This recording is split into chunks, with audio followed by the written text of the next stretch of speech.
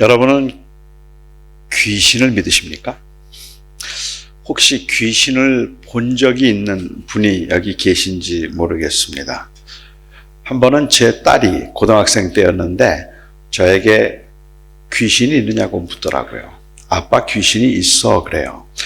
그래서 제가 제 딸에게 어떤 귀신? 하고 반문을 했습니다. 여러분 혹시 귀신도 서양에 사는 귀신하고 동양에 사는 귀신이 다른 거 아시나요? 동양에 사는 귀신들은 대체로 여자입니다. 그리고 서양 귀신은 대체로 남자입니다. 동양 귀신들은요, 흰 옷을 즐겨 입고 서양 귀신은 검은 옷을 즐겨 입습니다. 동양 귀신들은 머리가 길어요. 그리고 머릿결이 너무 좋아요. 그런데 서양 귀신들은 대체로 머리가 좀 짧습니다. 아마도 그것은 이 귀신론이나 귀신 이야기 속에 나타나 있는 그 일종의 카스몰로지가 다르기 때문에 그렇지 않을까라는 생각을 해볼 수 있겠는데, 동양에서 귀신이라고 말하면 그 동양 귀신은 보통 한을 이야기하죠. 약자들의 한, 그래서 스스로 풀 수 없는 그러한 문제들을 가지고 있는 한의 이야기가 많기 때문에 그 당시에 차별을 받고 있던 여성들이 훨씬 더 그 주제인 경우들이 많았습니다. 그런데 서양에서 귀신을 이야기할 때 서양에서 귀신론은 그 카스몰로지는 일종의 힘의 구도입니다. 그래서 그 힘으로 어떻게 누가 누구를 점령하고 다스릴까 하는 것에 관한 이야기들을 많이 다루었기 때문에 주로 남자들이 많고 힘 있는 사람들이 힘 있는 모습으로 보였던 것을 볼 수가 우리가 알 수가 있겠죠.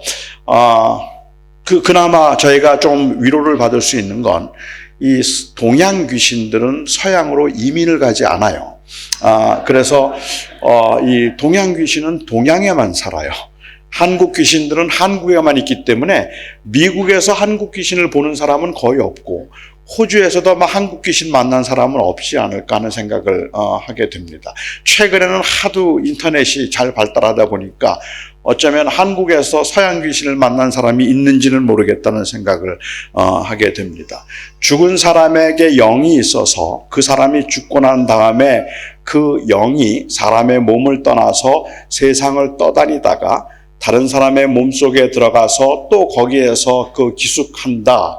그런 이 영들이 떠다니면서 이 세상에 소위 말하는 구천을 떠다니는 영들이 있는가라면 그런 귀신은 없다고 말해야 할 것 같았고, 항상 볼 수 있는 것은 아니지만 틀림없는 영적인 세계가 존재해서 이 땅에서는 언제나 그 영적인 세계 안에 긴장이 있는 그 실제적인 그러한 그 영적 실체가 를 의미하는 것이라면 그런 귀신은 있다고 말해야 될 것 같았고, Manic Depressive Psychosis의 그 이 Manic Stage에 있기 때문에 그래서 귀신을 본다든지 아니면 귀신과 말을 한다든지 자기가 귀신이라고 말을 하는 그러한 경우라면 정신질환이라고 보아야 될 것 같아서 저는 제 딸이 귀신이 있느냐는 그 질문의 의도가 그러한 그 이 떠다니는 영이 있다는 의미인지 영적 실체가 있다는 의미인지 아니면 그러한 정신질환의 경우도 귀신의 역사라고 보아야 한다는 것인지 그 질문은 어떤 걸 하는지 제가 알 수가 없길래 어떤 귀신? 하고 제가 물었습니다. 그리고 이렇게 설명을 했더니 제 딸이 저에게 됐다고 그러더라고요. 됐다고. 그냥 귀신이 있어 없어 그것만 대답하면 되는데 뭐가 이렇게 복잡하냐고 그래요. 여러분은 혹시 귀신을 본 적이 있습니까? 저는 귀신을 본 적이 없습니다. 그런데 귀신을 본다는 사람을 만난 적은 있습니다. 미시간에 한번 집회를 갔는데 거기에 사우디에서 한 분이 오셨어요. 그 기도회에 일부러 참석을 하셨다고 하시는데 저하고 면담을 좀 요청하셔서 제가 1시간 동안 그분과 같이 앉아서 이야기를 나누었습니다. 그런데 그분은 재밌게도 귀신을 보는데 그 귀신을 보면서 너무 힘들다는 거예요. 계속 귀신이 보인대요. 너무 힘든데 이 귀신은 그가 보는 귀신은 10살짜리 중동 아이예요. 중동 소년이 문을 열면 문 앞에 서 있고, 그리고 부엌에서 일을 하면 부엌 옆에 서 있다 그래요. 제가 소파에 앉아 있고 그분을 마주보고 있었는데 같이 이야기를 하는데 저보고 그러더라고요. 목사님, 지금 목사님 옆에 앉아 있어요. 얼마나 제가 놀랬겠습니까? 제 옆에 앉아 있는 게 보인다고 그렇게 말씀을 하시는 거예요.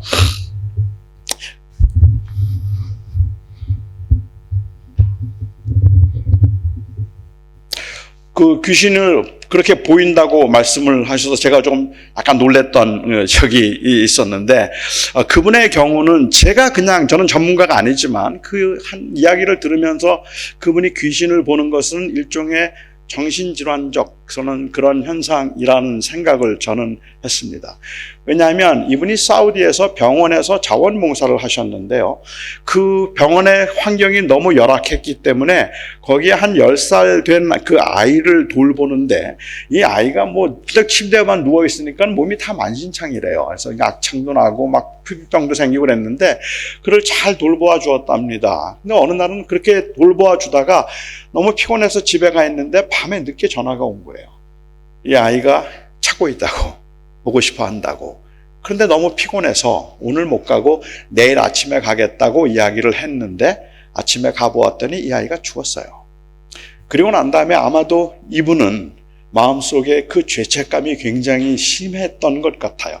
그래서 제가 그냥 내린 결론은 좀 전문가가 아니니까 딱 정확하게 말할 수 없지만, 그분이 귀신을 보는 건 실제로 귀신을 보는 것이 아니라 어쩌면 그분이 가지고 있는 그 결벽적인, 아니면 그 죄책감에서부터 비롯된 현상일지도 모르겠다라고 판단을 한 적이 있었습니다. 여기에 지금 귀신 이야기 풀자면 귀신 본 이야기, 귀신 본 사람의 이야기, 밤새도록 해도 모자랄 만큼 많은 이야기들이 여러분들에게도 있으리라고 생각을 하는데, 오늘 본문은 귀신 들린 사람에 관한 이야기입니다. 마가복음을 보면 마가복음은 예수님이 누구이신가를 설명해 줍니다. 그런데 예수님이 어떤 일을 행하셨는가 하는 것을 통해서 예수님이 누구인가를 보여주기 때문에 마가복음 2장에서는 예수님께서 중풍병자를 고치셨는데, 그 중풍병자를 고치시고 난 다음에 그냥 내 병이 나았다든지 이렇게 말씀하신 것이 아니라 네가 죄사함을 받았다라고 말씀을 하셨어요. 그렇게 말씀하심으로 예수님은 죄사하는 권세가 있는 인자라는 것을 마가복음에서 2장에서 보여주었고, 그리고 마가복음 3장에서 손 마른 사람을 회당에서 고쳐주시면서 주님께서는 내가 바로 그 안식일의 주인이다라고 말씀을 하시고 율법을 완성하신 분이라는 것을 마가는 소개하고 있습니다. 4장에서 주님께서는 그 광풍을 잠잠케 하심으로 자연까지도 억어하시는 하나님이신 것을 소개하고, 그리고 5장에서 이제 이 귀신 들린 사람과의 만남을 통해서 예수님은 바로 이 영적인 자연 세계뿐만 아니라 영적인 세계도 다스리는 분이시라는 사실을 마가복음을 통해서 증거하고 있다고 생각을 하는데, 오늘 본문에 나오는 이 귀신의 몰골이 정말로 험악합니다. 그리고 너무 무섭습니다. 사실 제자들은 예수님께서 이전에 귀신 들린 사람을 쫓아내는 것을 여러 번 목격한 바 있기 때문에 그리 놀라울 일이 아닐 텐데도, 이 귀신의 몰골이 너무 험했기 때문에 아마도 제자들도 굉장히 두렵기도 하고 그리고 당황스러웠을 것이라고 생각을 해요. 예수님께서는 일부러 이 귀신 들린 사람을 만나기 위해서, 왜냐하면 이 귀신 들린 사람을 만나고 난 후에 주님께서는 바로 떠나셨으니까. 고맙습니다. 네, 감사합니다. 지금까지 다 잘 들리신 거죠? 주님이 일부러 이 지방을 가셨다고 생각하는데, 주님께서 가셨던 곳은 거라사 지방입니다. 여기에 거라사 지방이면 이방인의 땅입니다. 유대인의 땅이 아니라 이방인의 땅에 주님께서 들어가셔서, 그리고 그 지방에 가셨는데, 그 배에서 내려서 기슭을 올라가시면서 이 무덤 사이에 머물면서 밤낮 큰 소리로 소리를 지르는 한 귀신 들린 사람을 만나게 되죠. 마태복음에는 2명이었다고 하고 마가복음에는 1명이었다고 기록을 하고 있는데, 제가 생각할 때는 그래서 성경이 잘못 기록하고 있다고 보기보다는 2사람이었다고 보는 게 맞을 것 같아요. 그런데 지금 마가는 두 사람 중에 특별히 증상이 심했던 그 한 사람을 지금 다루고 있다고 보면 맞지 않을까 생각을 해봅니다. 그런데 그 모습이 몰골이 그야말로 흉악하게 이를 데 없습니다. 사람들과 같이 살 수 없었기 때문에 그 보통 당시 이방인들도 유대인들도 무덤은 마을에서 멀리 산 쪽에 두게 되어 있거든요. 그런데 그 무덤 사이에 거하면서 밤낮 없이 소리를 질렀다 했어요. 엉엉하고 소리를 지르는 겁니다.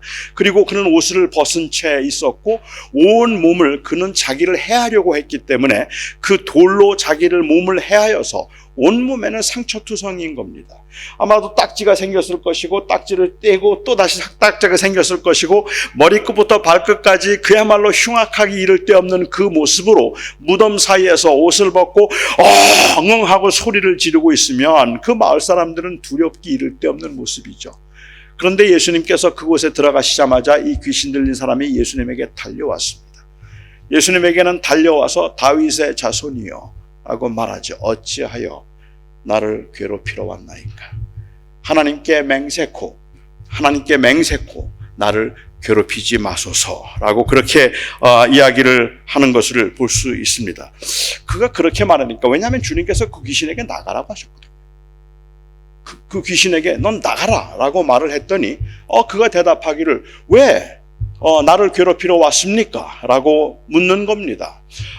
그리고 주님께서는 그와 대화를 시작하세요. 내 이름이 뭐냐? 그러자 그가 말하기를 군대입니다.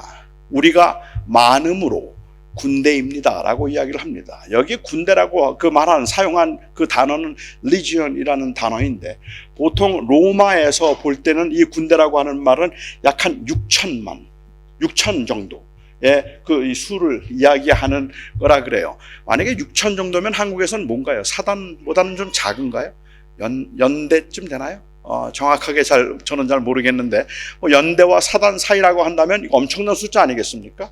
그런데 그 이름이 군대라, 많아서 군대라는 말은 6천 마리의 그 귀신들이 그 몸 안에 들어가 있기 때문에 군대라고 한 것일 수도 있겠고, 그렇지 않다면 그 힘이 워낙에 강력했기 때문에, 그 강력한 귀신이 그 안에 들어가 있기 때문에 그를 가리켜서 자기를 군대라고 그렇게 불렀던 것 같습니다.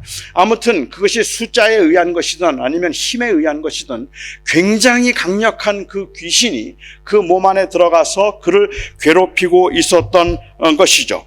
그런데 내가 그 군대입니다라고 말을 하고 난 다음에 이 귀신이 예수님께 요청한 것이 재미있어요.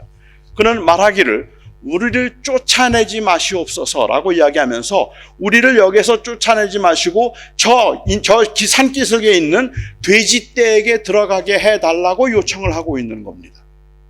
왜 돼지떼에게 들어가기를 요청할까 하는 것도 참 궁금하지 않습니까?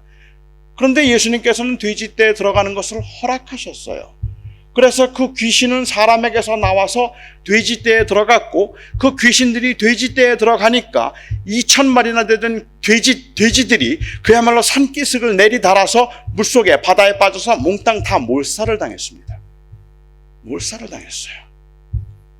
2,000마리의 돼지가. 불쌍하지 않으세요? 2,000마리면 삼겹살이 얼만데 그 2,000마리의 돼지를 순식간에 주님께서 다 몰살하도록 돼지에게 들어가신 것을 도대체 왜 허락하셨을까? 또한 제가 이해하기가 힘든 것 중에 하나는, 돼지떼에 들어가서 그 돼지들이 몰살했다면 돼지가 다 죽었을 때 귀신도 죽었을까요? 귀신은 안 죽었을 것 같아요. 물귀신이 괜히 있는 게 아니에요. 그러니까 귀신들 죽지 않았을 겁니다. 그렇다면 애꿎은 돼지떼만 죽은 거잖아요. 사실은 주님께서 그 돼지떼에게 들어가기를 허락하셔서 사람을 온전케 하셨지만 돼지떼를 희생하도록 하셨다는 이 사실 때문에 버트란드 러셀이라고 하는 그 무신론 철학자는 내가 그리스도인이 아닌 이유 중에 하나를 이것으로 얘기를 했어요. 다시 말하면 이방인의 땅이라서 유대인들은 돼지를 먹지 않아요. 그러니까 유대인들에게 돼지는 그렇게 가치가 없을 수 있지만 이방인의 땅의 돼지는 양식이에요. 그리고 이방인들에게 있어서는 그것은 이 돼지를 치는, 사육하는 사람에게는 엄청나게 큰 사업이란 말입니다. 그런데 주님께서 그 돼지들 치는 사람들과 이방인들이 당하게 될 그 고통은 생각하지 않으시고 그냥 그 돼지떼를 몰살시키면서 그 사람을 자유케 하셨다는 이 사실이 마치 하나님의 능력과 예수님의 능력을 말하는 것처럼 보이는데, 이것이 엄연하게 우리에게 주어진 현실 가운데 살아계신 하나님이 어찌하여서 전쟁을 허락하고 어찌하여서 이 땅에서 믿지 않는 사람이라고 해서 고난을 당하게 만드시는지 도저히 이해할 수 없다고 말했던 게 러셀이에요. 여러분은 이해가 되십니까? 예수 믿는 사람들이 부하게 하기 위해서, 한 나라를 기독교 국가가 되도록 하기 위해서, 그 나라를 기독교 국가로 만들기 위해서 가난한 사람들을 무차별하게 살해하거나 아니면 전쟁을 일으켜서 십자군 전쟁을 통해서 그 나라를 점령함으로 그곳에 있는 다른 종교인들을 모두가 쫓아내고 하나님이 승리하셨다고 외치고 있는 그 모습을 여러분들은 이해가 되십니까? 이런 제국주의적인 발상이 너무도 못마땅했기 때문에 러셀은 나는 기독교인이 아니겠다라고 차라리 그렇게 말을 했던 것이죠. 그러니까는 저희로 볼 때는 예수님께서 이 돼지떼에게 들어가도록 허락하신 것이 사실 이해가 되지 않는 부분이에요. 어떤 분이 저에게 왜 이것을 돼지떼에 들어가게 허락하셨느냐고 만약에 묻는다면 솔직히 전 모르겠어요. 왜 돼지떼에 들어가게 허락하셨을까? 귀신을 그냥 쫓아낼 수는 없었을까? 아니, 귀신을 쫓아내어서 무적영 속에 가둬버리면 어떻습니까? 그가 나오면 또 어딘가 들어가겠죠. 그리고 또 누군가를 또 괴롭히겠죠. 그러니까는 아무에게도 괴롭히지 못하도록 하기 위해서라면 차라리 그를 가두어서 무적행 속에 넣으면 되지 않겠습니까? 그래서 누가복음은, 마가복음에 나와 있지 않지만 누가복음에는 이 귀신이 그렇게 이야기를 해요. 하나님, 때가 아직 이르지 아니하였는데 어찌하여 나를 괴롭히러 왔나이까? 나를 무적행에 보내지 마소서 하고 얘기합니다. 그리고 마태복음에는 제가 이해할 때는 이 사건을 이해할 수 있는 일종의 키가 되는 verse라고 생각되는데, 마태복음에는 이 사건을 이야기하면서 그 귀신이 이야기하죠. 때가 아직 이르지 않았는데 라고 이야기합니다. 즉 하나님께서, 하나님의 나라가 완전히 도래함으로 그 악한 세력들을, 그리고 마귀와 귀신을, 그리고 악령을, 그리고 또한 사탄을 그 무적행 속에 가두어 버리는 그날이 반드시 올 것이지만 아직은 그날이 이르지 않았는데 왜 우리를 괴롭히러 왔습니까? 라고 말하는 것이 그 귀신이 했던 말이라는 것이죠. 그리고 주님께서 그들이 돼지떼에 들어가도록 허락해 주신 것은, 주님의 능력을 보여주셨지만 돼지떼에게 들어가도록 허락하신 것은 이방인들의 재산에 대해서는 무관심했기 때문이거나 아니면 하나님의 뜻을 이루기 위해서는 다른 사람들의 고통쯤은 아무렇지도 않게 생각했기 때문에 그러신 것이 아니라 그것은 아직 하나님의 나라가 임하지 않았기 때문인 겁니다.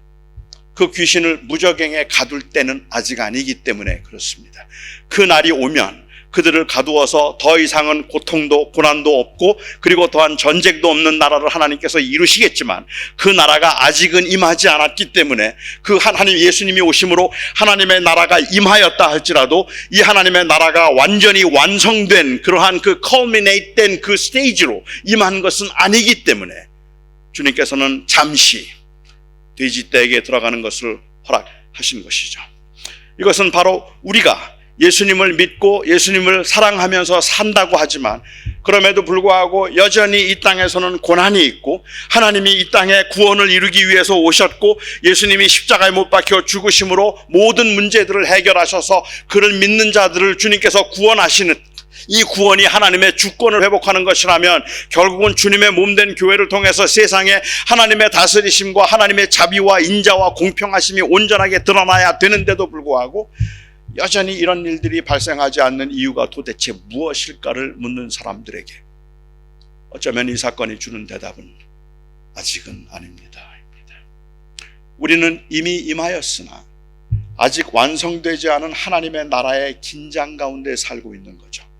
그러니까 예수 그리스도가 나의 주님이시라는 믿음의 고백을 가지고 주님이 내 삶을 다스리신다는 그 믿음의 고백을 가지고 우리는 살아가고 있지만 그럼에도 불구하고 우리가 살고 있는 이 세상은 아직은 그리스도의 주권이 온전히 회복되지 않았기 때문에 아직은 그 하나님의 다스리심을 온전히 인정하고 있지 않기 때문에 여전히 반역과 여전히 거역과 그리고 또한 여전히 불의한 일들이 발생할 수밖에 없는 그러한 시대를 우리가 살고 있다는 겁니다.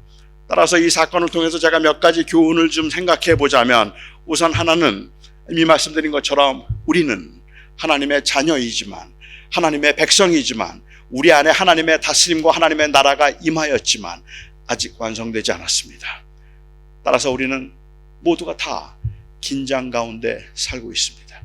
We live in the kingdom already and the kingdom not yet. It has arrived, but it has not arrived yet.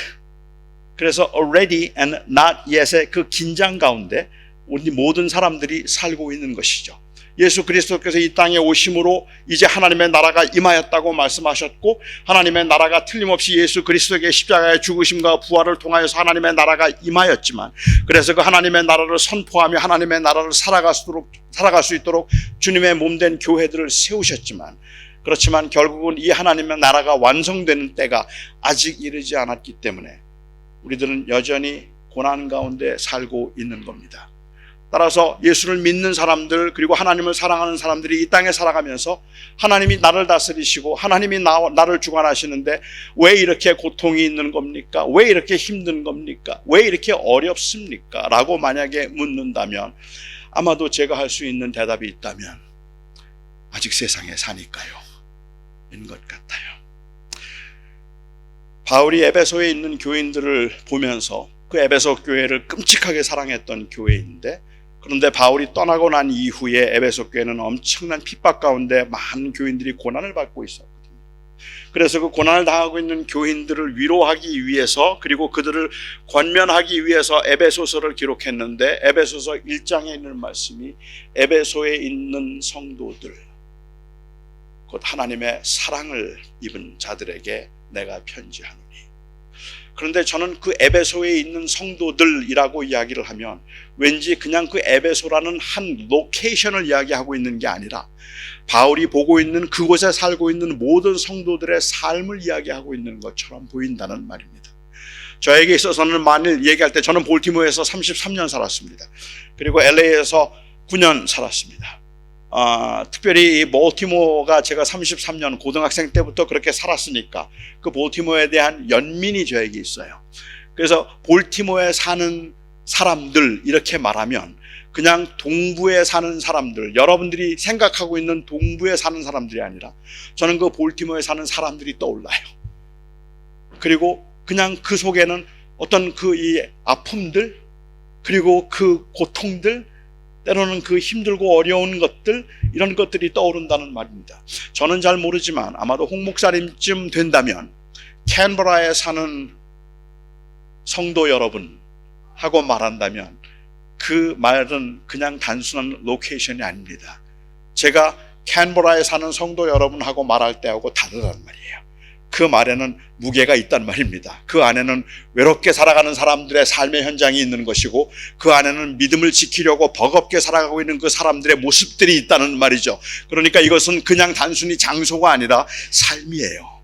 에베소에 있는 성도들이라는 말은 그런데 아주 묘하게, 절묘하게 그것이 균형을 이루고 있다고 생각하는데, 성도들이에요. 거룩한 사람들이에요. 택함을 받은 사람들이에요. 그런데 에베소에 살고 있어요. 여러분은 그 긴장이 느껴지십니까?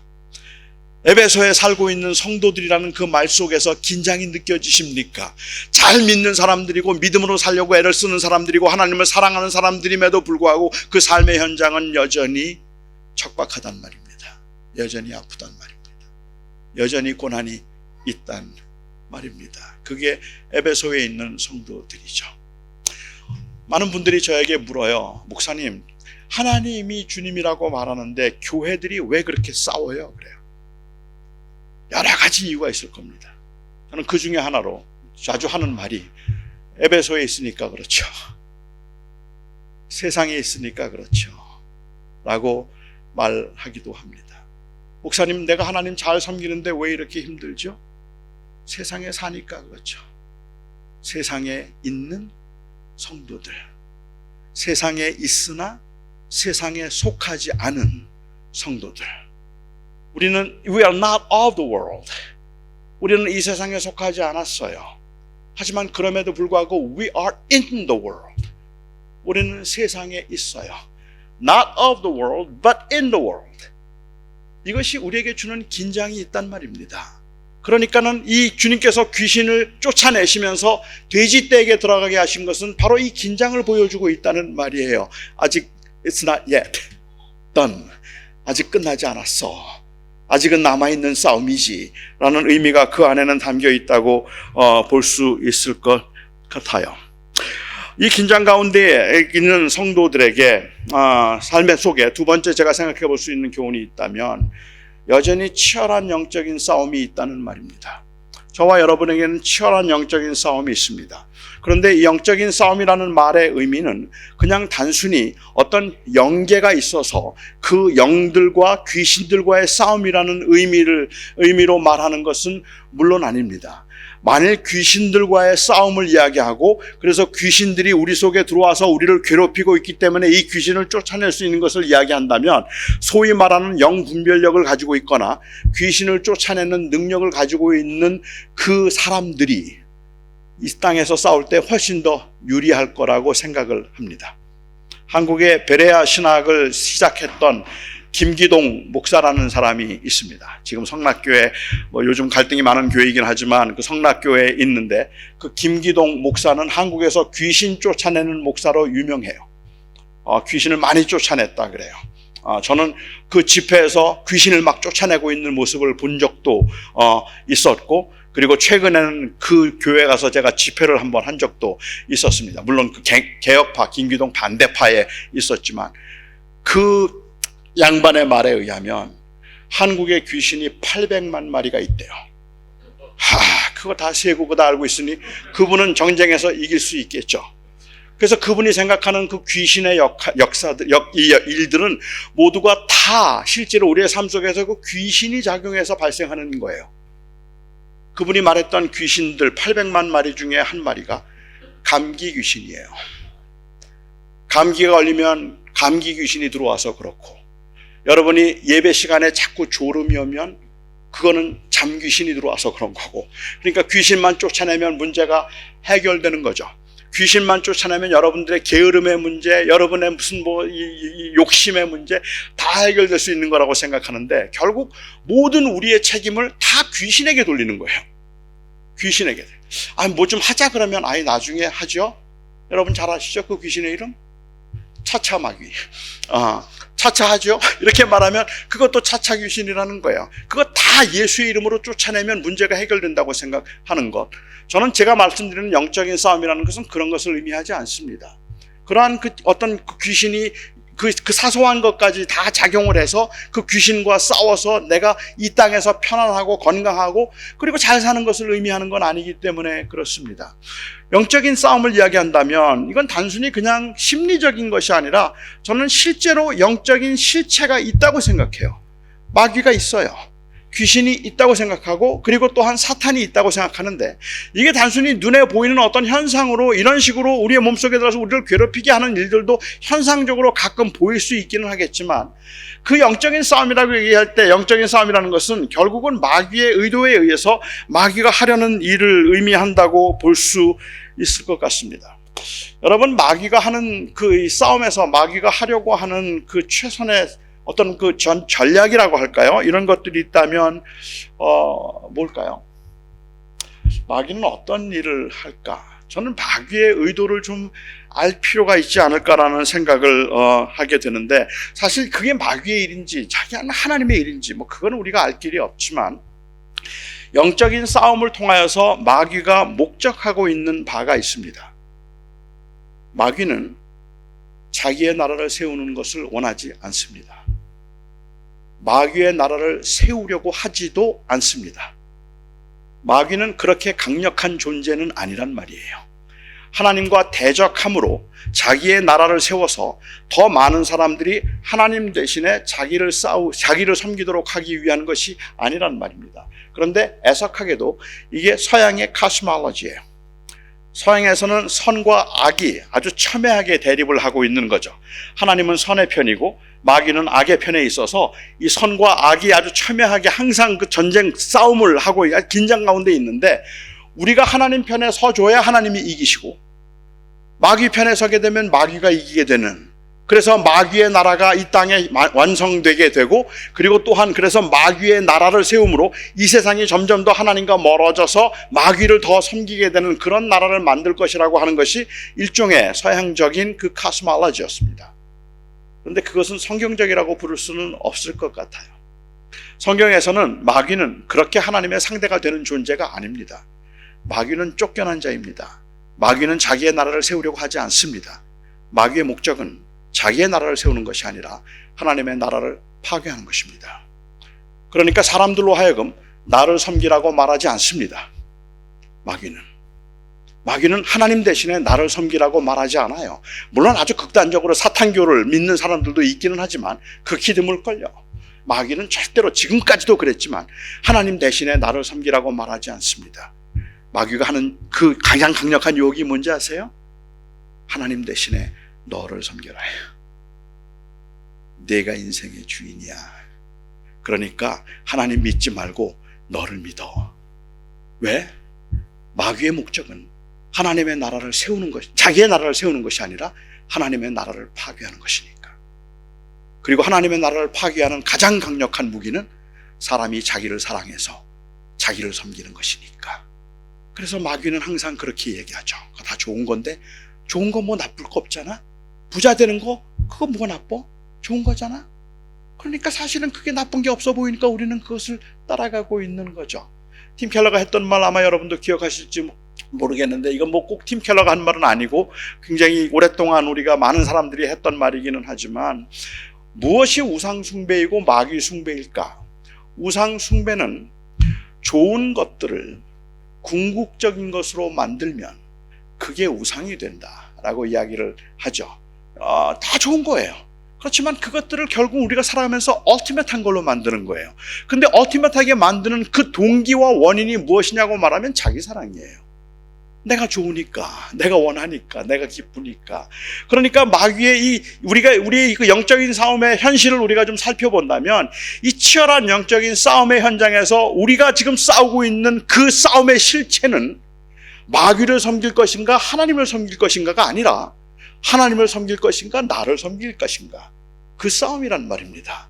그런데 이 간교한 유혹에 우리는 마치 나를 사랑하고 나를 섬기는 것이 별 문제가 없다고 생각하게 만드는 게, 그게 굉장히 위험하기 이를 데 없는 일이라고 말할 수 있을 것 같아요.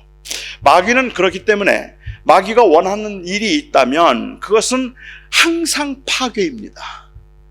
하나님이 원하시는 것은 언제나 세움이라면 마귀가 원하는 것은 언제나 파괴라서, 마귀가 사람에게 들어가면 사람이 자기 몸을 해치게 만들고, 마귀가 돼지떼에게 들어가면 돼지떼가 몰살하게 만드는 겁니다. 마귀가 하는 일들은 그렇게 자기를 그렇게 하는 것이죠. 우리는 종종 그렇게 물어요.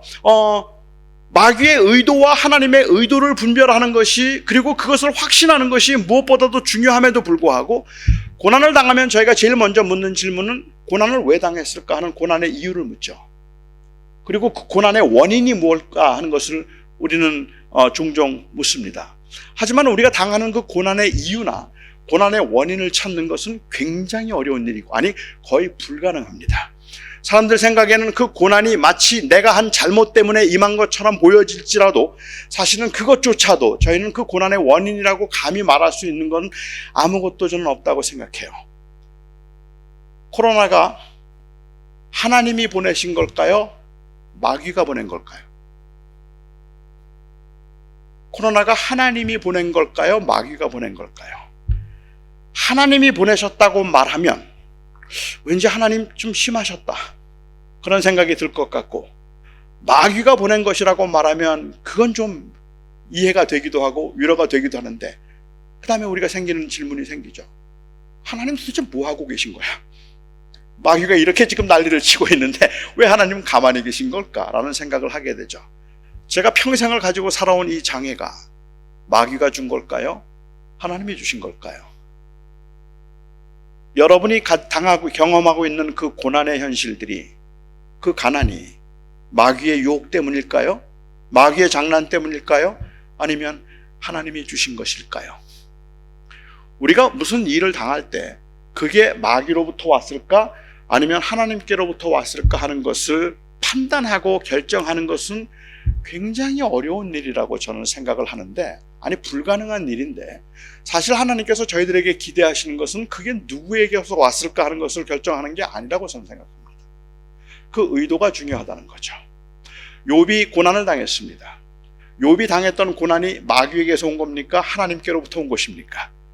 마귀는 욥이 경건하게 살아가는 모습을 보면서 하나님께서 그 욥을 자랑하시니까, 그리고 욥의 의로움을 주님께서 인정하시니까 마귀가 말하죠. 아, 그거야. 하나님이 다 주셨는데 하나님께 감사하지 않을 사람 누가 있습니까? 그거 다 뺏어보세요. 당장 하나님 원망할걸요. 마귀가 그렇게 이야기해요. 그리고 하나님께서 한번 해보라 그러세요. 그리고 마귀는 그 재산을 몽땅 다 뺏어가죠. 아니 그 가족들까지 몽땅 다 데려가 버립니다. 그야말로 처참하게 이를 데 없는 상황에 이르게 되는 거죠. 그렇지만 욥이 원망하지 않습니다. 하나님께서는 아주 자랑스럽게 또 욥에게 말씀하시죠. 마귀에게 말씀하시죠. 봤지? 우리 욥은 달라. 욥은 재산 때문에, 돈 때문에, 환경 때문에 나 좋아하는 거 아니야. 그러자 또 마귀가 얘기해요. 아, 그건 하나님이 그에게 건강을 주셔서 그렇지 몸을 한번 쳐보세요. 그러면 틀림없이 원망할 겁니다. 마귀의 말이 맞았을까요? 맞았어요. 마귀가 그의 몸을 치니까 태어난 날을 저주해요. 그리고 하나님 앞에 막 견디지를 못해 하는 거예요. 왜 나에게 이런 고난을 주느냐고 견디지 못해 하는 모습을 우리는 3장부터 보게 되죠. 내가 적신으로 왔사온 즉 적신으로 가는 것이 마땅하며 그 고난 가운데 이 고난 가운데 불평하지 않고 그리고 오히려 하나님 앞에 감사했던 건 2장까지만 해요. 아시죠? 그러니까 고난 중에 감사하기를 원한다면, 욥에게서 그걸 배우기를 원한다면 꼭 여러분들에게 2장까지만 읽으라 그러세요. 3장부터는 그가 원망을 시작하기 때문에 그렇습니다. 물론 그의 원망은 사실은 내가 왜 이런 일을 당해야 되는지 모르겠다고 하는 자기의 현실에 대한 부정이 아니라 그 고난 가운데 하나님이 계신가를 묻고 있는 거예요. 하나님 정말로 거기 계십니까? 이거 하나님께서 보내신 거 맞습니까? 하나님은 사실은 그 고난을 준비하면서 단순히 욥이 믿음이 있는가 없는가를 시험하기 위해서가 아니라 그것을 통하여서 하나님은 고난 중에 있는 사람들에게도 하나님은 함께 하신다. 그리고 의인도 고난을 당할 수 있다는 이 엄연한 사실을 욥의 고난을 통해서 그 이후에 모든 사람들에게 알려주기를 원하셨던 하나님의 선하신 의도가 있었단 말입니다. 그래서 하나님께서는 마귀가 그 시험하는 것을 허락하신 거죠. 마귀의 의도는 무엇이었을까요? 욥이 하나님을 부인하게 만드는 것이었어요. 그리고 설령 그가 고통 가운데 하나님을 부인하는 것처럼 보일지라도 하나님께서 원하셨던 것은 욥이 하나님을 인정하는 것을 원하신 것이 아니라 고난 가운데 내가 그 욥과 함께 했던 것처럼 언제나 함께 한다는 것을 모든 믿는 사람들에게, 의인들에게 말씀해 주기 위한 의도에서 그것을 허락하셨던 거죠. 그러니까 욥이 당했던 고난이 마귀에게서 왔습니까? 아니면 하나님께서 왔습니까? 둘 다예요. 그렇죠. 다만 그 사건을 하나님께서 허락하실 때 하나님의 의도와 마귀의 의도가 달랐을 뿐이에요. 마귀는 파괴하기 위해 원했고 하나님은 세우기 원했어요. 우리는 고난 가운데 있으면서 우리가 왜 누구에게서 이것이 왔을까를 아는 것보다 훨씬 더 우리가 중요하게 생각하고 믿어야 되는 것이 있다면 바로 이 의도라고 저는 생각합니다. 우리 하나님은 절대로 나를 해치지 않으신다. 하나님은 절대로 나를 함부로 대하지 아니하시고 하나님께서는 나를 귀히 여기시며 사랑하신다는 하나님의 의도를 알고 있으면 고난 가운데도 견딜 수 있는 거죠. 하지만 그 고난 가운데 우리를 정말 힘들게 하는 건 하나님이 왜 나를 이렇게 하시는지 모르겠다는 하나님의 의도에 대해서 의심이 생기기 시작할 때 아닐까 하는 생각이 듭니다. 저에겐 형제가 셋이 있는데요. 제가 장남입니다. 사형제 제가 장남인데 셋째 동생이 저하고 5살 차이예요. 지금 목사가 되어서 뉴욕에서 목회를 하고 있습니다. 그런데 이 셋째 동생은 초등학생 때, 저하고는 5살 차이니까 제가 고등학생이고 걔는 초등학생 때죠. 참 말을 안 들었어요. 저희 부모님이 다 이제 사업을 하시고 일을 하셨기 때문에 저희는 저희 외할머니가 키우셨거든요. 그런데 여러분도 아시는 것처럼 손주들이 외할머니 말 듣습니까? 안 들어요. 그러니까는 말을 잘 안 듣는 거예요. 특별히 저의 동생이 운동을 좋아해서 아침에 나가면 그냥 저녁 8시, 9시까지 운동을 하다가 그냥 완전히 땀을 뻘뻘 흘리고 그 이 생쥐가 되어서 들어오는 거예요. 그리고는 숙제할 기력도 없을 만큼이나 그냥 그렇게 운동만 하고 돌아다니고 밖으로 너무 내돌아다니니까 저희 할머님이 이 아이가 컨트롤이 안 되잖아요. 그러니까 저에게 말씀하세요. 진준아, 쟤 좀 한번 혼내주라. 그래요. 제가 그 말을 들으면 네 할머니. 그리고는 제 동생을 불러다가 몽둥이를 들고 때리죠. 저는 그 전에도 제 동생을 많이 때렸어요. 제 동생이 말을 안 듣기도 할 뿐만 아니라 제일 만만해요. 그러니까 제가 잘 때리는데 요즘에 제 동생이 이제 목사가 되어서 여기저기 집회를 다니면서 그 집회 가는 곳마다 그런 얘기를 자꾸 한대요. 자기는 형한테 맞으면서 학대를 받으면서 그러면서도 믿음을 키웠다. 뭐 그러면 이제 그런 이야기를 한다고 얘기를 해요. 제가 제 동생이 사역하는 교회에 한번 집회를 갔더니 그 설교를 마치고 났는데 한 권사님이 저한테 오시더라고요. 그러더니 저를 붙잡고는 아주 진지하게 안 그렇게 생기셨는데 왜 그러느냐는 거예요. 그 얘기를 들어보니까 제 동생을 때렸다고 제 동생이 자꾸 교회에서 얘기를 했나 봐요. 그래서 그 다음날 저는 내가 왜 때려야 됐는가 하는 이유를 말할 수밖에 없었어요.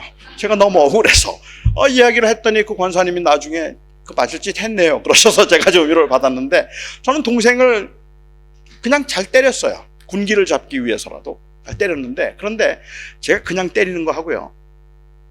할머니한테 허락받고 때릴 때 그 맛이 달라요. 그냥 때리는 것보다 할머니가 쟤 때려주라고 혼내주라고 하고 얘기를 해서 제가 때리면 그때는 정말 자신감이 생겨서 그래서 이제 때리는데 딱 한 대 때리면 저희 할머님 달려오십니다. 그리고는 저를 막으세요. 저를 막으시면서 저한테 막 화를 내시는 거예요. 야단을 치시는 거죠. 내가 혼내주라 그랬지 죽이라 그랬냐?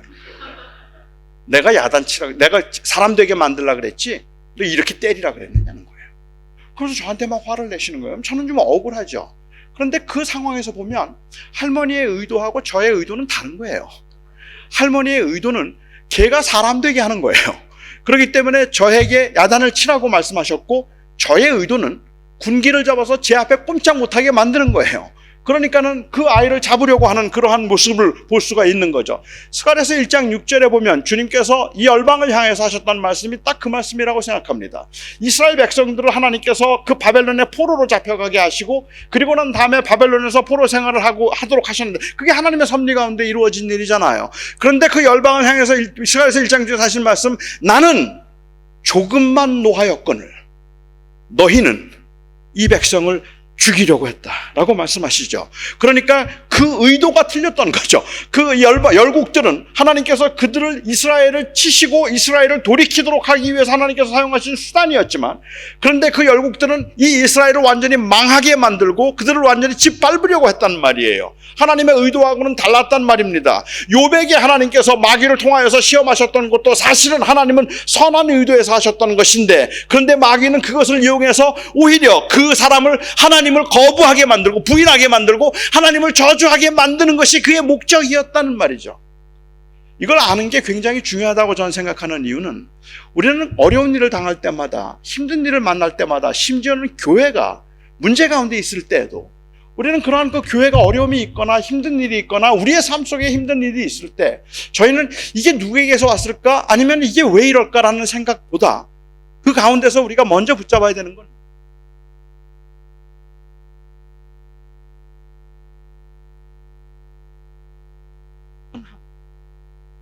그런데 마귀의 의도는요 무너뜨립니다. 어떻게든지 깨져라. 어떻게든지 싸워라. 그래 피투성이가 되도록 싸워서 한번 끝내라. 이게 마귀가 결국 노력하는 것이 안 되나요? 어디서? 다 들리셨죠? 괜찮죠?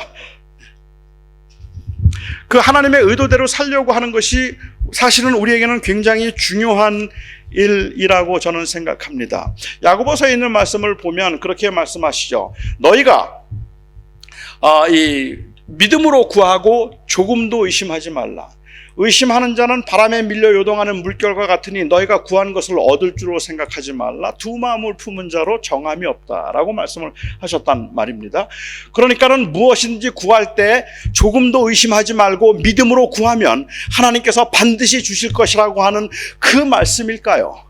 우리가 기도할 때 너희는 조금도 의심하지 말라. 의심하는 자는 바람에 밀려 요동하는 물결과 같으니 내가 구하는 것을 하나님께 얻을 줄로 생각하지 말아라. 그러니까 무조건 구한 것은 주실 줄 믿습니다. 주셔서 감사합니다라고 말하는 그러한 일종의 정신 통일을 말하고 계시는 걸까요? 아닙니다. 그 1장 6절을 말씀하시기 전에 5절에서 하셨던 말씀, 고난 중에 있는 성도들에게, 고난 가운데 있는 사람들에게 주님께서 하셨던 말씀, 너희가 고난 중에 있거든 하나님 앞에 지혜를 구하라는 거예요. 그러니까 구할 게 정해져 있어요. 후히 주시고 꾸짖지 않으시는 하나님께 지혜를 구하라. 그런데 지혜를 구할 때 조금도 의심하지 말라. 14절 15절을 넘어가서 보면 여기에 조금도 의심하지 말라는 것은 하나님의 선하심을 의심하지 말라는 거예요. 하나님의 선하심을 의심하는 순간 다 무너진다는 거예요. 그 힘들고 어려운 상황이 있지만 왜 하나님이 나에게 이런 고난을 주시는지, 왜 나를 이렇게 어렵게 만드시는지 이해가 되지 않지만 그런 상황이 당하거든 하나님 앞에 기도하라. 그리고 지혜를 구하라. 그런데 그렇게 지혜를 구할 때 하나님의 선하심을 의심하지 말라. 하나님의 선하심을 의심하면 그러면 우리가 무너집니다. 아마 저는 야고보 사도가 그 말을 했다고 생각해요. 세 번째 우리가 생각해 볼 수 있는 것은 여기에 주님께서 귀신을 쫓아내셔서 그래서 이 무저갱 속에 들어가긴 하진 않으셨지만 돼지떼에게 들어가게 하셨는데, 이 사건을 통해서 우리가 볼 수 있는 것은, 그것은 마귀는 주님의 상대가 되지 않습니다. 우리에게는 버거운 상대입니다. 우리로서는 참 감당하기 힘들 만큼 우리를 강력하게 유혹하기도 하고 그리고 우리를 힘들게 만들지만 하나님께는 상대가 되지 않습니다. 이 세상은 마치 공중권세를 잡은, 소위 말하는 그 부분에 대해서도 저는 그 해석상 오해가 많다고 생각하는데, 이 세상이 마귀가 다스리고 있는 세상이 아닙니다. 마귀가 끊임없이 왕성하게 활동을 하고 있다 할지라도 계시록에 있는 말씀처럼 마귀는 하늘에서 쫓겨난 자입니다. 지금 최악으로 마지막 발악을 하고 있는 모습이라고 보아야 할 것 같아요. 하나님은 이 세상을 마귀에게 주신 적이 없습니다. 하나님은 이 세상은 마귀에게 속했으니 마귀 보고 다스리라고 말씀하신 적이 없습니다. 하나님은 어떤 것도 마귀에게 허락하지 않으셨습니다. 마귀는 계속해서 유혹하고 계속해서 힘들게 만들고, 그가 공중의 권세를 잡았다는 말의 의미는 그렇게 강력하게 우리의 그 죄성과 일치해서 여전히 우리를 계속 유혹하고 우리를 넘어뜨리라고 세상에 하나님을 거부하도록 만드는데 열심을 다하고 있기는 하지만, 그럼에도 불구하고 그들이 자기의 나라를 세울 수 있을 만큼 강력한 상대가 아닙니다. 그들은 하나님의 상대가 되지 않아요. 그런데 우리는 마귀가 마치 자기의 나라를 세울 것처럼 그렇게 생각하는 경우가 있죠. 이 세상 다스리는 건 누굴까요? 이 세상을 주관하고 있는 건 누굴까요? 코로나 시대에 힘들고 어려워서 우리는 왜인지 아직은 잘 모르겠지만 그럼에도 불구하고 이 역사를 주관하시고 그리고 내 인생을 주관하시고 이 세상을 다스리는 분 누구이실까요? 마귀가 아닙니다. 하나님이십니다. 하나님께서 다스리시기 때문에 하나님은 반드시 승리하십니다. 그 하나님이 기었고 하나님의 때에 하나님의 나라를 이루실 것이기 때문에, 그래서 마귀가 이 세상을 점령하여서 다스릴 수 있는 것은 아니라는 말이죠. 심지어 지옥도 마찬가지입니다. 여러분, 지옥은 누가 다스리나요? 우리 한국의 그 전통적인 어떤 이 전통 종교에 의하면 지옥을 다스리는 건 마귀죠. 혹은 염라대왕이라고 그렇게 이야기를 하기도 하죠. 그래서 사람이 죽을 때가 되면 그러면 염라대왕이 사람을 보내서 그를 데려가기 때문에 죽기 직전에 천사를 보았는가, 흰 옷을 보았는가, 검은 옷을 보았는가를 굉장히 중요하게 생각하는 분들도 종종 있는 것 같아요. 그래서 남편이 죽기 전에 흰 옷 입은 천사를 보았다는데 천국 간 거 맞죠? 라고 그렇게 말씀하는 분들도 계시고, 검은 거 보면 왠지 지옥에서 온 사자가 데려가는 것처럼 그렇게 여겨집니다. 그렇게 생각하기도 하는 것 같습니다. 그런데 정말로 지옥을 마귀가 다스릴까요? 마귀가 지옥을 다스리는 지옥의 권세를 가지고 있는 지옥의 왕일까요? 아닙니다. 다시 제가 질문을 할까요? 하나님이 지옥에 계신가요? 안 계신가요? 하나님은 지옥에도 계십니다. 마귀만 지옥에 있는 게 아니라 하나님은 지옥에도 계십니다. 하나님은 지옥에서도 심판자로 계십니다. 마귀는 지옥에서 무저갱에 갇혀서 가장 고통당하는 자로 그 지옥에 있을 것입니다. 지옥은 마귀가 다스리는 곳이 아니라 하나님이 다스리는 곳입니다. 지옥은 마귀가 주관하고 있는 것이 아니라 하나님이 주관하고 있는, 심지어 지옥까지도 하나님이 다스리십니다. 하나님의 주권 가운데 있는 것이죠. 마귀는 지옥을 다스리는 자가 아니에요. 지금 잠시 나와서, 무저갱에서 나와서 발버둥을 치고 있고 저렇게 아주 최악의 발악을 하고 있긴 하지만 하나님께서 그를 다시 무저갱에 가두시는 날 하나님이 그를 다스리시고 그를 벌하실 것입니다. 그러니까 지옥은 마귀의 것, 천국은 하나님의 것이 아니에요. 지옥도 천국도 하나님의 영역 가운데, 하나님의 다스림 가운데 있는 것이라는 말입니다. 요한계시록을 보면 우리가 참 위로가 되는 건, 우리가 종종 요한계시록을 볼 때 좀 이해가 안 되고 어렵다고 생각하는 이유가 있다면, 요한계시록에 나오는 그 여러 가지 환상들을 너무 디테일하게 그 의미를 찾으려고 하기 때문에 그런 것 같은데, 요한복음 전체를 통해서 하나의 메시지를 이야기한다면, 신학학자였던 그 버런 포이트레스라고 하는 분이 재미있는 이야기를 해요. 자기가 신학교에서 이 요한계시록 강의를 많이 하고 책도 썼는데, 그렇게 책도 많이 쓰고 강의를 많이 하면서 학생들을 만났지만 요한계시록을 가장 확실하게 이해한 사람은 자기가 만났던 주일학교, 자기가 가르치는 교회의 주일학교 학생이었대요.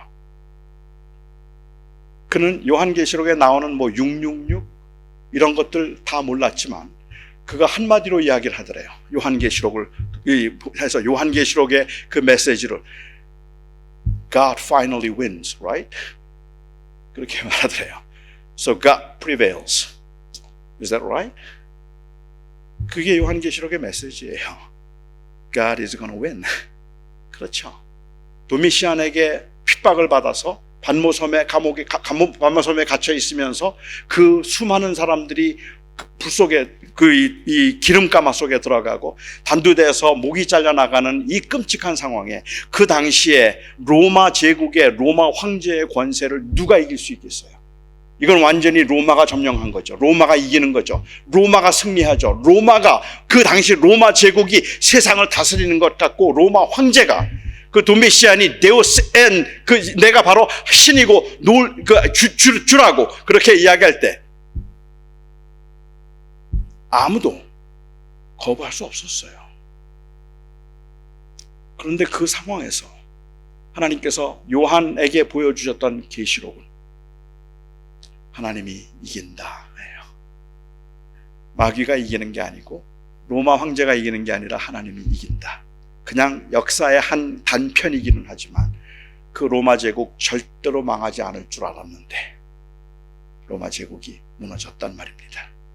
지금 우리 주어진 상황에서 그 악한 세력들이 절대로 무너지지 않을 것 같고, 이 시대의 포스트 마던의 그러한 이 자기 중심주의, 개인주의, 아니면 세상은 나중에 마치 AI가 다스릴 것 같은 그러한 그 빅데이터에 의해서 세상이 다 운영될 것 같은 그러한 세상을 우리는 살고 있지만, 우리가 가지고 있는 분명한 신앙 고백이 있다면 Anyway, He is going to win. He prevails. 그가 이길 것이다. 그것이죠. 이게 우리에게는 중요한 믿음의 고백이라고 저는 생각합니다. 내가 믿는다는 말의 의미는 내가 예수님을 나의 구주라고 고백하고 intellectually agree함으로 천국에 들어가는 입장권을 받았다는 말의 의미가 아니라, 예수 그리스도를 통하여서 하나님이 보여주신 그 하나님의 하나님 되심 때문에 나는 예수 그리스도가 하나님이 나를 지으신 분이고, 하나님은 나를 사랑하시는 분이며, 하나님은 이 세상을 창조하신 분이고, 그래서 하나님께서는 기어코 이 세상을 다시 회복시키실 것이다. 우리가 오늘 찬양에서 불렀던 것처럼 처음의 상태로 회복시키는 것, 사실은 그건 아닙니다. 제가 볼 때는 그것보다 훨씬 더 달라요. 하나님께서는 처음의 상태로 회복시키시는 것이 아니라 처음의 상태가 의도했던 완전한 상태로 회복시키실 것입니다. 그러니까는 그 완전한 상태에서는 이제 더 이상은 그 순종하지 않은 선악과의 유혹조차도 없어진 세상이라는 것이죠. 하나님은 선악과를 두실 때 이 선악과를 먹으면 망하고 먹지 않으면 그러면 영원히 살게 될 것이고 내가 너의 하나님이 될 것이라는 이것을 일반적으로 신학이 얘기할 때는 프로베이션이라고 얘기합니다. 영구히 그렇게 두셨다면 우리는 항상 불안해서 못 견뎌요. 그 선악과 그냥 뿌리째 뽑아버리든지 해야지 맨날 그 유혹이 있는데 그걸 어떻게 감당하겠습니까? 그런데 그거는 temporary probational한 것이었었어요. 이 아담과 하와가 그것만 견뎠으면, 그 시간만 잘 지켰으면 그러면 완전한 상태로 들어가는 거죠. 그런데 그가 넘어졌단 말입니다. 그리고 주님께서 오심으로 그 완전한 상태로 들어가도록 인도하시는 것이니까 온전히 더 완전해질 그 단계가 주님이 오셨을 때 그 에덴의 동산의 회복이 아니라 에덴이 의도했던 그 회복을 우리는 경험하게 될 것입니다. 그것이 하나님께서 승리하실 것이라는 그러한 의미라고 볼 수 있을 것 같습니다. 나중에 마을 사람들이 돼지를 치던 사람의 이야기를 듣고 찾아왔어요. 아마도 돼지 떼의 주인도 있었을 것이겠죠. 그렇게 찾아왔습니다. 두 가지 사실을 목격했습니다. 하나는 귀신 들려서 밤새도록 밤낮 없이 어흥거리던 사람이 주님 앞에 무릎을 꿇고 옷을 입고 얌전히 앉아있는 모습이었습니다. 그리고 또 다른 하나의 모습은 돼지떼가 사라진 것이었습니다. 그 상황에서 여러분은 어떤 반응을 보이시겠습니까? 마을 사람들이 보였던 반응은 주님께 이 마을을 떠나달라고 부탁하는 것이었습니다. 어쩌면 그들이 생각할 때는 그 귀신 들린 사람보다 귀신을 쫓아내었던 주님이 자기들의 재산을 자기가 지키는데 더 위험한 인물이라고 생각했던 것 같아요. 귀신 들렸던 그 사람도 무서웠지만 그들로부터는 적어도 자기들이 자기의 것을 지킬 수 있었더라도 이 귀신을 쫓아내신 예수님의 그 놀라운 능력 앞에 자기들을 지키기가 어렵다는 생각을 했을까요? 겸손하게 그 앞에 동일한 마음으로 무릎을 꿇고 당신은 주입니다. 그리스도이십니다. 그리고 당신이 참으로 당신을 좀 더 알고 싶습니다. 나의 이 한계를, 나의 약함을, 나의 죄를 도와주소서. 이렇게 고백하기보단 제발 떠나달라고 했습니다. 그리고 다른 반응으로 귀신 들렸다가 나음을 받았던 그 온전해진 그 사람은 주님에게 간청을 하죠. 주님 따라가고 싶습니다. 주님과 함께하고 싶습니다. 그리고 주님께서는 그에게 나를 따라오지 말고 내 마을로 가서 내가 온전해진 것을 이야기하라고 말씀을 하셨습니다. 우리는 결국은 우리가 싸우고 있는 치열한 영적인 싸움에서 우리는 이 고난의 현실 가운데 있으면서도 여전히 유혹과 흔들림이 있는 세상을 살면서도 우리는 여전히 그리스도가 나의 주님이십니다 라는 그 고백을 붙들고 살 수 있을까? 그 고백을 붙들고 살아가기 위해서는 우리가 가져야 되는 확신이 있다면 하나님의 선하심에 대한 확신입니다. 하나님은 선하신 분이다. 그 확신이 있어야 돼요. 그런데 주변을 돌아보면 그 확신이 안 생겨요. 아시죠? 너무 힘들어요. 그걸 바울도 알았어요. 그래서 바울은 말하기를 환난과 그 고난과 어떤 것이라 할지라도 그 기근이나 칼이나 그 무엇이라 할지라도 우리를 그리스도의 사랑에서 끊을 것은 아무것도 없을 텐데 라고 이야기를 하면서 그가 말했던 바 하나님이 나를 사랑하신다는 가장 분명한 확실한 증거는 예수 그리스도다. 그렇게 말합니다. 하나님이 나를 사랑하는지를 어떻게 아느냐고요? 예수 때문에 알아요. 나를 위해서 십자가에 죽으시고 부활하심으로 나에게 영원한 생명과 하나님의 자녀가 되는 권세를 회복하신 그 예수 때문에 하나님이 나를 사랑하신다는 것을 알고 하나님의 선하심으로 나를 끝까지 지켜주실 것임을 우리는 안다는 말입니다. 그러니까 저는 두 가지만 여러분들이 기억하시면 좋겠다 생각해요. 하나는 우리는 하나님을 믿지만 긴장 가운데 살고 있습니다. 그러니까 여러분 힘들더라도 이상한 일 당하는 것처럼 여기지 마세요. 여러분들의 삶에 고난이 있거나 힘들더라도 그거 이상한 거 아니에요. 그뿐만 아니라 여러분이 뭘 잘못해서 그런 것도 아니에요. 그냥 세상에 살아서 그래요. 아직은 세상에 살아서 그런 거니까 너무 놀라지 마세요.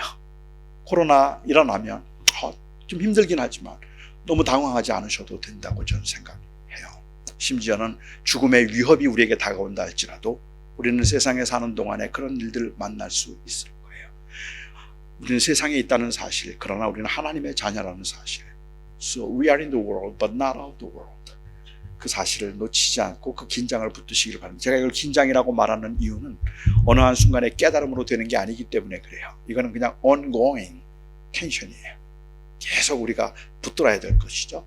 두 번째 ongoing 텐션이 있다면 무엇인가 하면 그것은 환경을 따르지 말고 하나님의 선하심에 대한 믿음으로 살라는 거예요. 하나님은 선하십니다.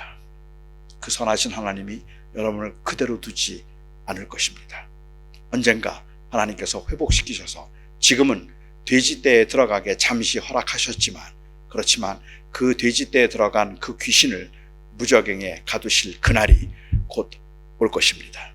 하나님이 세상을 다스리신다는 믿음 때문에, 하나님께서 모든 것을 주관하신다는 그 믿음 때문에 우리가 좀 힘들긴 하지만 견뎌내야 할 것입니다.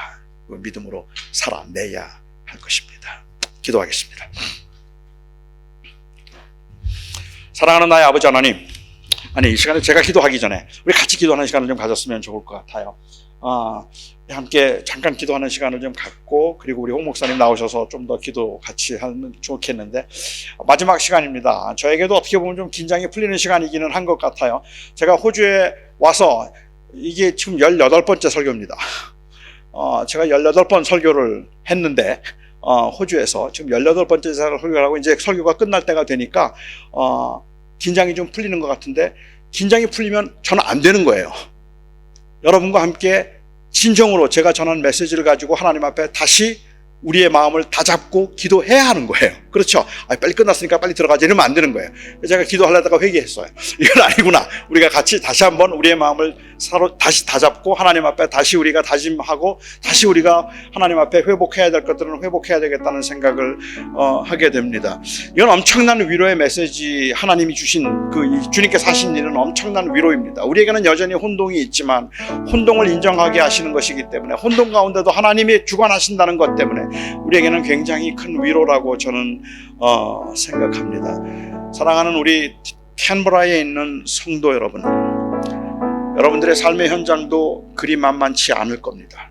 제가 잘 알고 있다면, 제가 짐작하건대, 그리고 생각하면 불안함과 두려움도 있을 거라고 저는 생각합니다. 더구나 그뿐만 아니라 요즘과 같은 시대에 교회는 점점 약해져가고 믿는 사람들은 점점 줄어들고, 그리고 또한 하나님을 사랑하며 하나님을 바라보면서 살아가는 사람들 주변에 만나기가 힘들 만큼이나 믿음 생활하는 게 너무도 외로운 시대를 우리는 살아가고 있습니다. 이렇게 어려운 시대를 살아가면서 우리가 과연 여전히 하나님이 이기실걸요? 라고 말할 수 있을까요?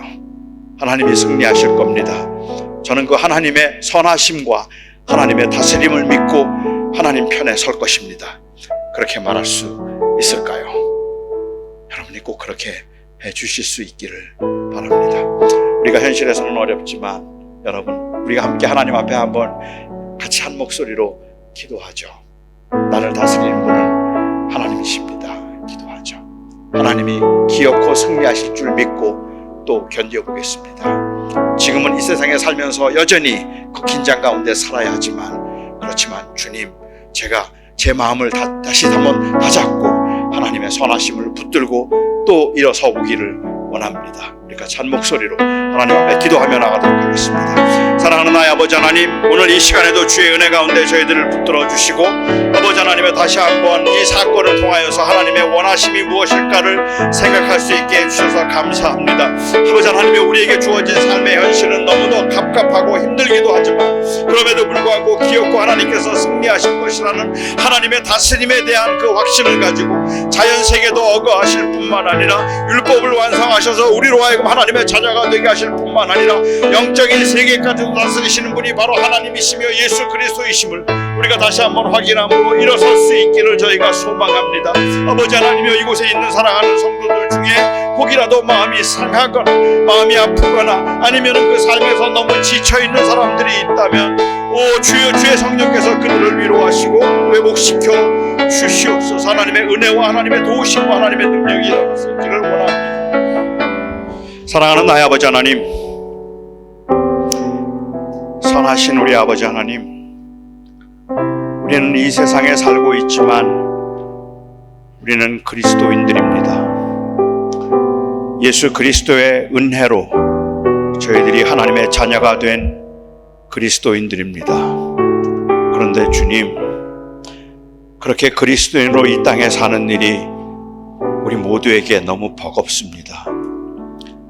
여전히 남아있는 우리 안에 있는 죄성 때문에, 그리고 우리의 밖에서 끊임없이 우리를 유혹하는 그 영적 세계의 그 간교함 때문에 우리가 이 땅을 살아가면서 하루도 긴장하지 않고 살 수가 없습니다. 주님, 그렇게 긴장을 늦추지 않고 살아가는 삶이 얼마나 피곤한지요. 그렇게 긴장을 늦추지 않고 살아가는 삶이 얼마나 우리를 힘들게 만드는지요. 아버지 하나님, 그래서 저희에게는 주의 은혜가 필요합니다. 그래서 저희에게는 주님의 만지심이 필요합니다. 우리가 감당할 수 없을 때라도, 우리가 지칠 때에 주님께서 저희들을 위로하시고 격려하시고 기어코 이 길을 가도록 하기 위하여 성령께서 저희들을 권고하실 뿐만 아니라 또한 이를 위하여 주님께서 이 캔버라 땅에 교회들을 세우셔서 감사합니다. 하나님, 모쪼록 간절히 기도하는 것은 바로 그 교회를 통하여, 주님의 몸된 교회들을 통하여 이 땅에 살고 있지만 이 땅에 속하지 않은 하나님의 백성들이 믿음으로 살아내고자 할 때에 하나님 매주마다 그들을 격려해 주시고 그들을 위로해 주시며 또한 그들을 주님께서 만져주시고 주께서 회복시켜 주시옵소서. 이를 위해서 우리 교회들이 하나가 될 수 있도록 주님 붙들어 주시고, 온 성도들이 주님 교회에서 상처를 받기보다는 오히려 교회를 통해서 위로를 받는 그 하나님의 원하시는 뜻을 이루어갈 수 있게 하여 주시옵소서. 다시 한번 이 캔버라 땅에 있는 주의 백성들과 성도들을 위하여서 간절히 기도하오니, 주님, 주께서 이 백성들을, 이들을 위로하시고 주께서 치료하시고 회복시켜 주시옵소서. 그 은혜를 간절히 사모하는 거룩한 주의 백성들과 그들이 함께 모이는 모든 이곳에 있는 교회들 위에 우리 주 예수 그리스도의 은혜와 하나님의 그 사랑하심과 성령님의 동행하시고 위로하심이 영원까지 함께 하시기를 간절히 축원하옵나이다.